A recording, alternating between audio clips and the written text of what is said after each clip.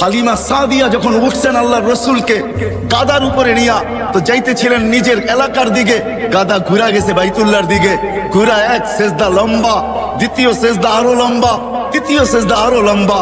গাদাকে জিজ্ঞাসা করছে হালিমা, আরে এত লম্বা লম্বা সেজদা, সবাই চলে যেতেছে, আমি যাব না। আমি সেজদা দিব না তো দিব না কেন?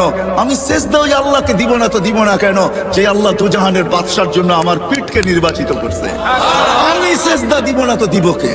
ওই মুহাম্মদুর রাসূলুল্লাহ। ও যুবক, তোমার পায়ে হাত রেখা বুঝাইতেছে, আসো। জীবনটাও ছোট, অস্তিত্বটাও ছোট। আল্লাহ মুকুট দিচ্ছেন হাজারো, সম্পর্কগুলাই এক একটা মুকুট, আর উদ্দেশ্য মালিককে পাওয়া, আর পাওয়ার জন্য সহজ পদ্ধতি মুহাম্মাদুর রাসূলুল্লাহ। একটা ক্যারিয়ার ধরেই বসে থাকেন, একটা। আমি প্রমাণ দেখাইতেছি।